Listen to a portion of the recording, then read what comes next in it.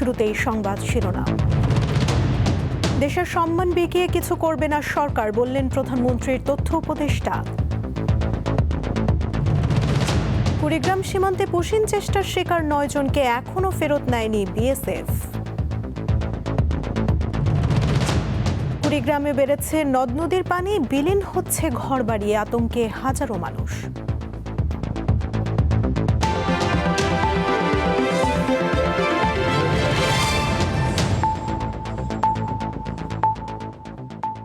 এবারে বিস্তারিত।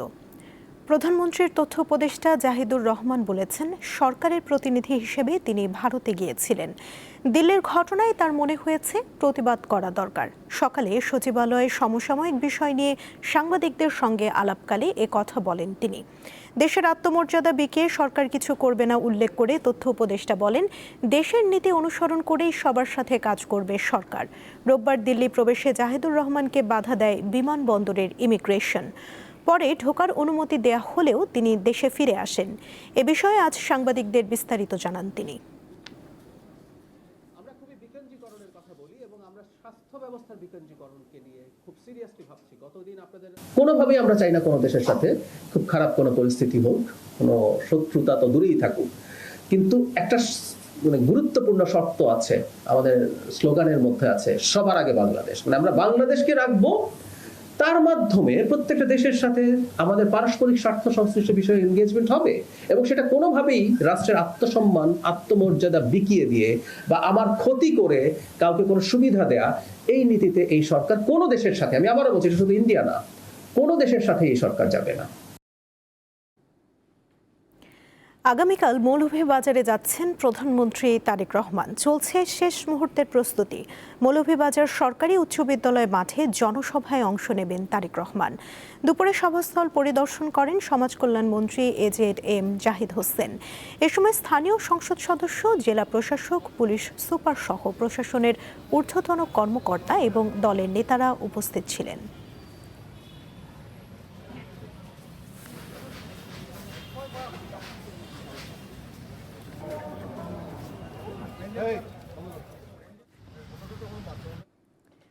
কুড়িগ্রামের রৌমারী সীমান্তে পুশিন চেষ্টার শিকার ৯ জনকে এখনও ফেরত নেয়নি ভারতীয় সীমান্তরক্ষী বাহিনী বিএসএফ। দুই দেশের সীমান্তের শূন্যরেখায় ৬০ ঘণ্টা ধরে খোলা আকাশের নিচে অবস্থান করছেন তারা। কোম্পানি কমান্ডার পর্যায়ে পতাকা বৈঠক হলেও বিএসএফ ৯ জনকে ফেরত নিতে অস্বীকৃতি জানায়। বিএসএফের পুশিন চেষ্টার ঘটনায় নওগাঁর ১৩০ কিলোমিটার সীমান্তে বিজিবির টহল ও নিরাপত্তা ব্যবস্থা জোরদার করা হয়েছে। বিজিবিকে সহায়তা করছে স্থানীয়রা। এদিকে সোমবার রাতে রাজশাহীর চারঘাট উপজেলার পিরোজপুর রাউথা সীমান্ত দিয়ে পুশিনের জন্য আনা ২৩ জনকে ফিরিয়ে নিয়েছে বিএসএফ।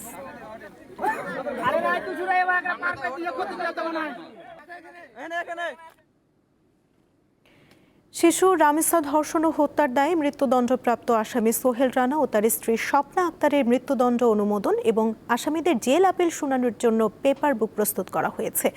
যে কোনো দিন হাইকোর্টের বিশেষ বেঞ্চে শুনানি শুরু হবে। আজ সুপ্রিম কোর্টের প্রশাসন বিষয়টি নিশ্চিত করেছে। ১৪ জন বিচারপতি ভীষ্মদেব চক্রবর্তী ও বিচারপতি এ.কে.এম. রাশেদুজ্জামান রাজার বেঞ্চে মামলার কার্যক্রম শুরু হয়। ওই দিন মৃত্যুদণ্ডের রায়ের বিরুদ্ধে সোহেল রানা ও তার স্ত্রী স্বপ্নার জেল আপিল শুনানির জন্য গ্রহণ করে আদালত। দুই আসামির পক্ষে রাষ্ট্র নিযুক্ত আইনজীবী নিয়োগের নির্দেশ দিয়েছে হাইকোর্ট। ১৯ মে পল্লবীতে ৮ বছরের শিশু রামিসাকে ধর্ষণ ও হত্যা করা হয়।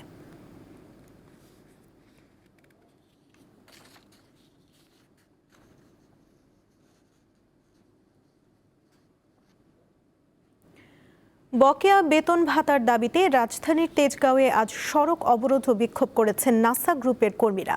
সকাল ৯:৩০টায় বিক্ষোভ শুরু করেন তারা। এ সময় যান চলাচল বন্ধ হয়ে যায়। বাধ্য হয়ে অনেকে হেঁটে গন্তব্যে রওনা দেন। শ্রমিকরা বলেছেন, ঈদের ছুটির পর বিনা নোটিশে কারখানা বন্ধ করে দেয়ায় তারা চরম বেকায়দায় পড়েন। ২.৫ ঘন্টা ধরে রাস্তা অবরোধ করে রাখেন তারা। পরে পুলিশ তাদেরকে সরিয়ে দেয়।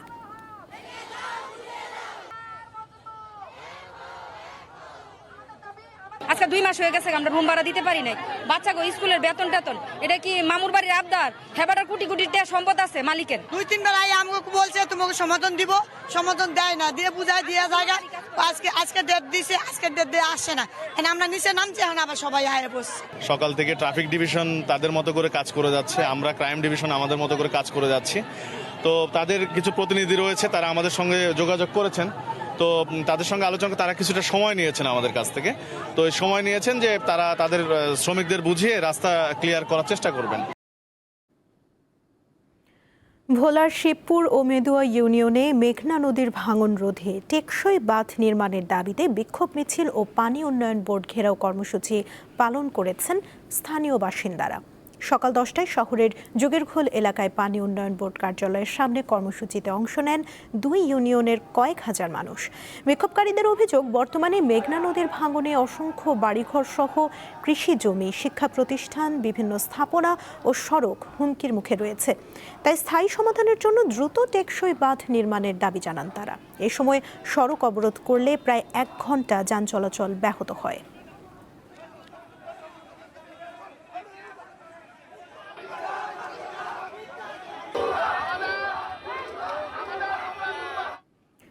কুড়িগ্রামে নদ নদীর পানি বৃদ্ধি পাওয়ায় ব্রহ্মপুত্র, ধরলা, দুধকুমার ও তিস্তার ভাঙন শুরু হয়েছে। ফলে বিলীন হচ্ছে ঘরবাড়ি, ফসলি জমি ও বিভিন্ন স্থাপনা। ভাঙনের শিকার পরিবারগুলো মানবেতর জীবনযাপন করছে। আর ভাঙন আতঙ্কে আছে নদী পাড়ের হাজারো মানুষ। ব্রহ্মপুত্র, ধরলা, দুধকুমার ও তিস্তার ভাঙনে বিলীন হচ্ছে কুড়িগ্রামের উলিপুর উপজেলার মোল্লারহাট, রসুলপুর, কুড়িগ্রাম সদরের যাত্রাপুর, ভুরুঙ্গামারী, রাজারহাট, রৌমারী ও রাজীবপুর উপজেলার বিস্তীর্ণ এলাকা। গত কয়েকদিনে এসব এলাকায় নদীগর্ভে গেছে শতাধিক ঘরবাড়ি, আবাদি জমিসহ গাছপালা। হুমকির মুখে পড়েছে কাঁচা পাকা সড়ক ও বিভিন্ন স্থাপনা। আমরা খুব কষ্টে আছি, জায়গা জমিন কোনোটাই নাই, বাড়ি করার জায়গা নাই, বাচ্চা কোচা সব ভাসি যায়। এবার যদি আমাদের বাড়ি ঘর ভাঙে তাহলে যাওয়ার মতো কোনো ঠাঁই নাই। 2 বার 3 বার 4 বার করে বাড়ি ভাঙলো, এরা মানুষের কাছে যে আসি আমরা, খুব অবস্থা খারাপ। নদীর কোনো কাজ হচ্ছে না, আমরা কই যাব, অসহায়ের মতো আমরা কান্নায় ঝরে পড়তেছি। ভাঙন কবলিত মানুষজন তাদের ঘর বাড়ি সরিয়ে নিচ্ছেন। অনেকে জায়গা না থাকায় অন্যের বাড়িতে কিংবা খোলা আকাশের নিচে আশ্রয় নিয়ে মানবেতর জীবনযাপন করছেন। আলছি ওইদিকে আগত বাড়ি ছিল, এখন এই পারে আলছি, এখন এখানেও বাড়ি থাকবেন নাই। যেখানে নদী ভাঙর কাজ সেখানে না করিয়ে অন্যখানে কাজ করে। এমপি এবং এখানকার মেম্বার চেয়ারম্যান আছে, তাকে জানাছি, তারা আসি দেখি গেছে, তারা আশ্বাস দিছে এখানে জিও ব্যাগ দেওয়ার জন্যে, তারা এখনো দেয় নাই। 30টি পয়েন্টে নদ নদীর ভাঙনের কথা স্বীকার করে প্রয়োজনীয় ব্যবস্থা নেওয়ার কথা জানিয়েছে পানি উন্নয়ন বোর্ড। আমাদের প্রায় 30টি পয়েন্টে এই পর্যন্ত আমাদের কাছে যে তথ্য আছে ভাঙনের কবলে রয়েছে, এর মধ্যে আমরা 11টি স্থানে জরুরি ভিত্তিতে জিও ব্যাগ দ্বারা কাজ বাস্তবায়ন শুরু করে দিয়েছি। বাকিগুলো অবজারভেশনে রেখেছি, আমরা প্রয়োজনে সেখানেও ব্যবস্থা নেব। ভাঙন থেকে নদীর পার রক্ষা করা গেলে সম্পদের ক্ষতি যেমন কমবে, তেমনি সরকারি বেসরকারি স্থাপনাও রক্ষা পাবে, এমন কথাই বলছেন নদী পাড়ের মানুষজন। সাদিয়া চৌধুরী, দীপ্ত, বার্তা কক্ষ। এবারে কেওয়াই স্টিল চট্টগ্রাম সংবাদ।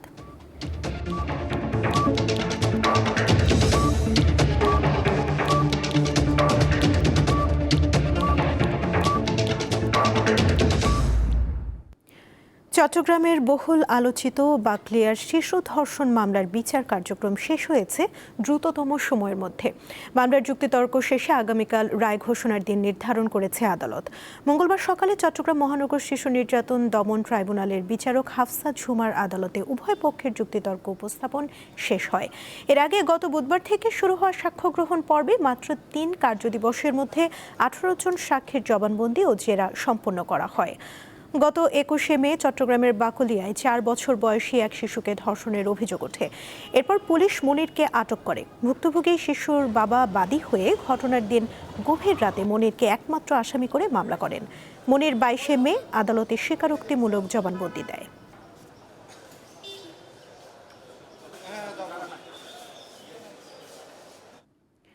চট্টগ্রামের রাউজান উপজেলার পাহাড়তলী এলাকায় প্রকাশ্যে গুলি করে যুবদল নেতা মাকসুদুল হক চৌধুরী মাসুদকে হত্যার ঘটনায় অবশেষে মামলা হয়েছে। সোমবার গতরাতে নিহতের ভাই পিয়ারুল হক চৌধুরী স্বপন বাদী হয়ে 11 জনের নাম উল্লেখ এবং আরও 7-8 জনকে অজ্ঞাতনামা আসামি করে মামলাটি দায়ের করেন। রাউজান থানার ভারপ্রাপ্ত কর্মকর্তা সাইফুল ইসলাম বলেন, মামলার সব আসামিকে শনাক্ত করা হয়েছে, তাদের গ্রেফতারে অভিযান অব্যাহত রয়েছে। গত 13 জুন দুপুর 1:30টার দিকে রাউজান উপজেলার পাহাড়তলী চৌমোহনী বাজারে আশরাফিয়া ফার্মেসির সামনে সশস্ত্র দুর্বৃত্তরা মাকসুদুল হক চৌধুরীকে লক্ষ্য করে গুলি চালায়। ঘটনাস্থলেই তিনি মারা যান।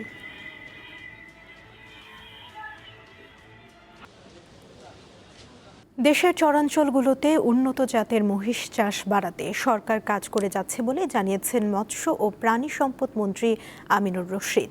দুপুরে সাভারে প্রাণী সম্পদ গবেষণা ইনস্টিটিউটে মহিষ গবেষণা ও উন্নয়ন প্রকল্পের সমাপনী কর্মশালায় প্রধান অতিথি হিসেবে যোগ দিয়ে সাংবাদিকদের এক প্রশ্নের জবাবে তিনি কথা বলেন। মন্ত্রী বলেন, দেশের বিজ্ঞানীরা এমন জাতের মহিষ নিয়ে গবেষণা করছেন যার দুধ উৎপাদনের ক্ষমতা অনেক বেশি হবে এবং স্বাস্থ্যের দিক থেকেও তা হবে উন্নত। এর মধ্যে এই গবেষণার কাজ অনেক দূর এগিয়ে গেছে বলেও জানান মন্ত্রী। সমাপনী কর্মশালা শেষে মন্ত্রী কেন্দ্রীয় গো প্রজনন ও দুগ্ধ খামারের ভেতরে নবনির্মিত বাংলাদেশ ডেইরি ডেভেলপমেন্ট বোর্ড ভবনের উদ্বোধন করেন।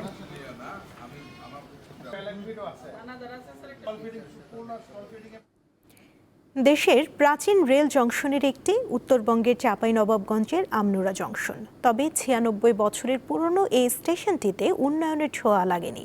নেই যাত্রী ছাউনি, টয়লেট ও পানির ব্যবস্থা। আমনুরা জংশন রেলওয়ে স্টেশন দেশের পুরনো জংশনগুলোর একটি। চাঁপাইনবাবগঞ্জ শহর থেকে প্রায় 9 কিলোমিটার দূরে এটির অবস্থান। 1930 সালে আবদুল্লাপুর আমনুরা ব্রডেজ এই লাইনটি চালু হয়। ওই সময় থেকেই আবদুল্লাপুর আমনুরা শাখা লাইনে সর্বশেষ স্টেশন ছিল আমনুরা রেলওয়ে জংশন স্টেশন। পরবর্তীতে এই স্টেশনকে ঘিরে জেলায় রেল যোগাযোগ সম্প্রসারিত হয়। তবে ঐতিহ্যবাহী এই স্টেশনে এখনও উন্নতির ছোঁয়া লাগেনি। খোলা আকাশের নিচে যাত্রীদের অপেক্ষা করতে হয় ট্রেনের জন্য।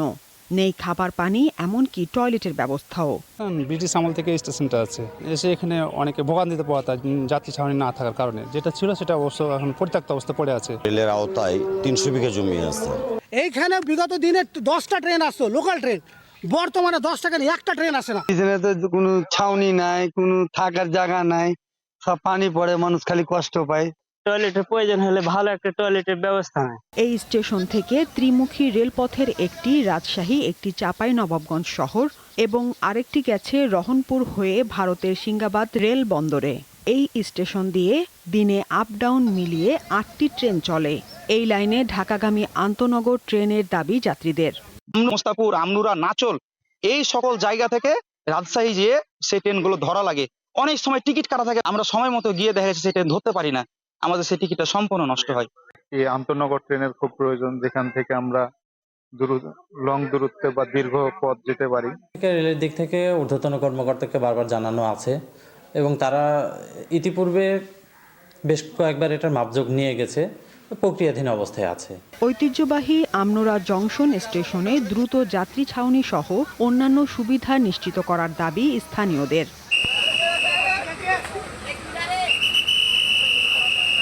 সাদিয়া চৌধুরী, দীপ্ত, বার্তাকক্ষ। নরসিংদীর রায়পুরায় আধিপত্য বিস্তারকে কেন্দ্র করে 2 গ্রুপের সংঘর্ষের ঘটনায় এক যুবক নিহত হয়েছেন। নিহত অনিক নীলক্ষা ইউনিয়নের দড়িগাঁও গ্রামের বাসিন্দা। মঙ্গলবার দুপুরে চিকিৎসাধীন অবস্থায় ঢাকা মেডিকেল কলেজ হাসপাতালে তার মৃত্যু হয়। পুলিশ জানায়, দীর্ঘদিন ধরে ইউনিয়নের দড়িগাঁও এলাকার নাজিম উদ্দিন ও আলাল মুন্সির গ্রুপের লোকজনের মধ্যে আধিপত্য বিস্তার নিয়ে বিরোধ চলছিল। এর জেরে মঙ্গলবার ভোরে আগ্নেয়াস্ত্র এবং দেশীয় অস্ত্র নিয়ে সংঘর্ষে জড়ায় 2 পক্ষ।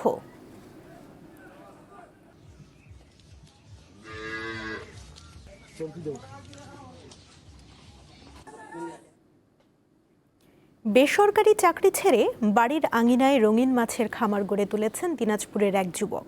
তিনি প্রতি মাসে আয় করছেন 50 থেকে 60 হাজার টাকা। বর্তমানে রাকিবের খামারে 20 প্রজাতির রঙিন মাছ রয়েছে।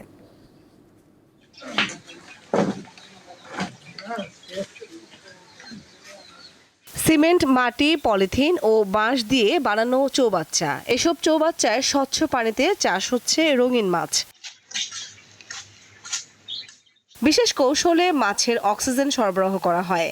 নিয়মিত খাবার দেওয়ায় বড় হচ্ছে মাছ, বাচ্চাও দিচ্ছে নিয়মিত। দিনাজপুরের ইয়াসিন আলী রাকিব, তিনি ইউটিউব দেখে রঙিন মাছ চাষ শুরু করেন।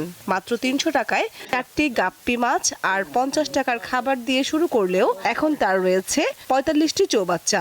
এক পর্যায়ে বেসরকারি চাকরি ছেড়ে গড়ে তোলেন রঙিন মাছের খাবার। আজকে 4 বছরের পরিশ্রমে আজকে আমি একটি খামারে রূপান্তর করতে পেরেছি। প্রতি মান্থলি দেখা যাচ্ছে 50 থেকে 60,000 টাকার মাছ সেল হয়। এখান থেকে কিঞ্চিত খরচ আছে, খাওয়া খরচ, কারেন্ট খরচ, এইভাবে আমার চলছে আলহামদুলিল্লাহ। মনে করি যে অল্প খরচের মধ্যে এখান থেকে বেনিফিট পাওয়া ইজি। 20 প্রজাতির মাছ রয়েছে রাকিবের খামারে। খামার পরিচালনায় পরিবারের সদস্যরাও রাকিবের পাশে দাঁড়িয়েছেন। খাবার দেওয়া, পানি চেঞ্জ করা, মাছের কি রোগ হইলো না হলো সবকিছু, মানে এক কথায় সবকিছু আমাকে দেখতে লাগতো। বাবা মারা গেছে, তারপর থাকি না মনে করো এই যে অল্প দিয়ে একটা মাছ তৈরি করিয়া উদ্বোধন করিয়া বেচা কিনা করতে করতে করতে আল্লাহ দিলে হয়েছে। রাকিবের খামারের মাছ অনলাইনেও বিক্রি হচ্ছে। কামরুন নাহার, দীপ্ত, বার্তাকক্ষ। আন্তর্জাতিক প্রসঙ্গ। যুদ্ধ বন্ধের লক্ষ্যে যুক্তরাষ্ট্র ও ইরানের মধ্যে প্রাথমিক চুক্তি সই হয়ে গেছে, এমনটাই জানালেন যুক্তরাষ্ট্রের প্রেসিডেন্ট ডোনাল্ড ট্রাম্প। বিশ্বের বড় অর্থনীতির দেশগুলোর জোট G7 শীর্ষ সম্মেলনে যোগ দিতে সোমবার ফ্রান্সে পৌঁছানোর পর সাংবাদিকদের তিনি একথা জানান। বলেন, চুক্তিতে স্বাক্ষর করা হয়েছে এবং হরমুজ প্রণালী এরই মধ্যে আংশিকভাবে খুলে দেওয়া হয়েছে। ট্রাম্প আরও জানান, ইরান কোনোভাবেই পারমাণবিক অস্ত্রের মালিক হবে না। তেহরান প্রতিশ্রুতি পূরণ না করা পর্যন্ত কোনো নিষেধাজ্ঞা শিথিল করা হবে না। চুক্তির বিষয়ে তেহরানের পক্ষ থেকে এখনও কিছু জানানো হয়নি।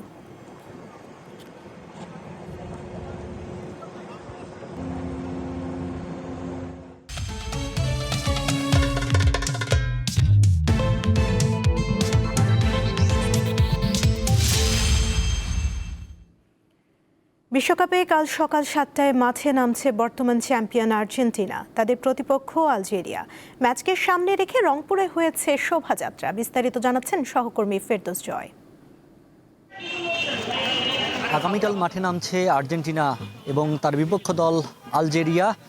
আজ বেগম রোকেয়া বিশ্ববিদ্যালয়ের শিক্ষার্থীরা আর্জেন্টিনার মাঠে নামা উপলক্ষে এবং বিশ্বকাপ উপলক্ষে তারা একটি আনন্দ শোভাযাত্রা এবং র্যালি করছেন।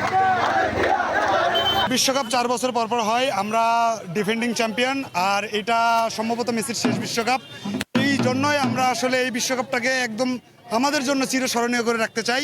আমরা কাপের যে বিষয়টা, আমরা রানিং চ্যাম্পিয়ন দল, সেই জায়গা থেকে যদি বলতে চাই আপনারা আর্জেন্টিনার খেলা দেখবেন, এই কি খেলার উপর ডিপেন্ড করে আমরা তাদেরকে ভালোবাসি। আমরা আর্জেন্টিনা, আমরা বিশ্বাস রাখি আমরা কোনো ম্যাচ না হেরে আমাদের যে চ্যাম্পিয়ন ছিলাম আমরা গতবার, সেই চ্যাম্পিয়নের ধারা আমরা বজায় রাখবো অবশ্যই ইনশাআল্লাহ, যে আমরা এটা নিয়ে কনফিডেন্ট।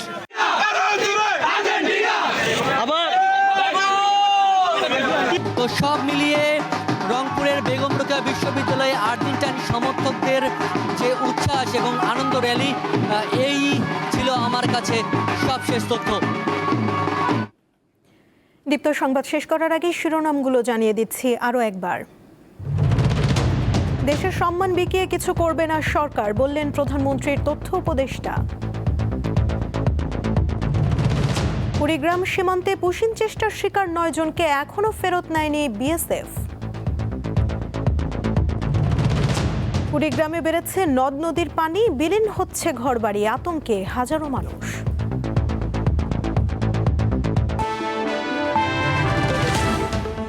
এই ছিল এখনকার মতো। পরবর্তী সংবাদ সন্ধ্যা 6টা 40 দেখার আমন্ত্রণ রইল।